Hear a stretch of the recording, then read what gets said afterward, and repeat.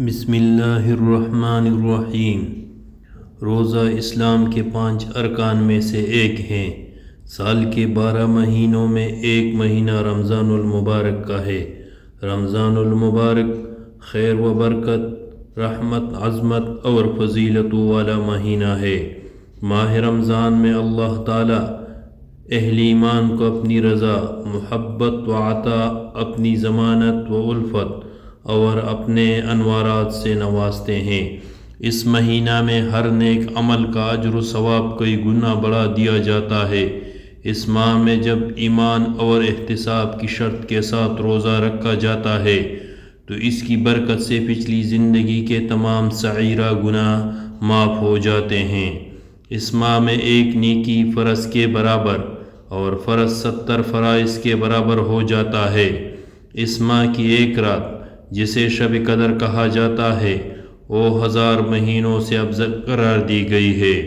اس ماہ کا پہلا عشرہ رحمت، دوسرا عشرہ مغفرت اور تیسرا عشرہ جہنم سے آزادی کا ہے۔ اللہ تعالیٰ کا ارشاد ہے، روزہ میں صرف میرے لیے ہے اور اس کا اجر میں خود دوں گا۔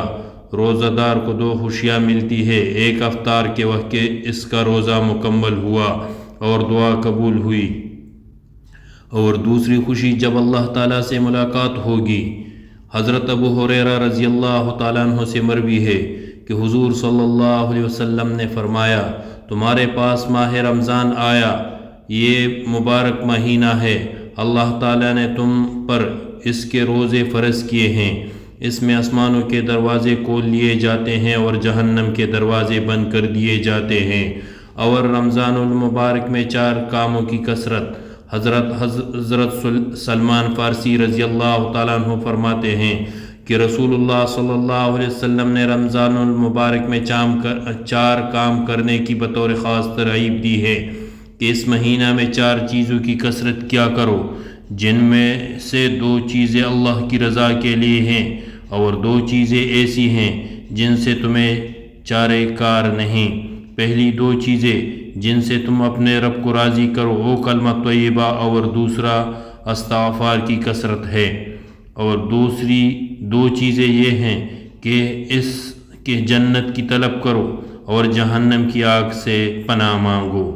اگر رمضان کے روزے پورے آداب و احتساب کے ساتھ رکھا جائے تو اللہ رب العزت اس پر بہت سا انعامات دے دیتے ہیں۔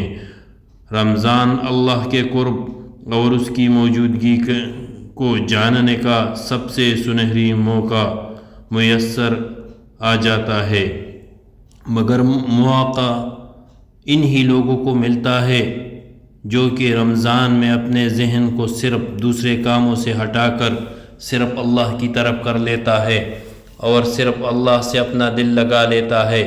پھر انہی لوگوں کو قرب الہی نصیب ہو جاتا ہے۔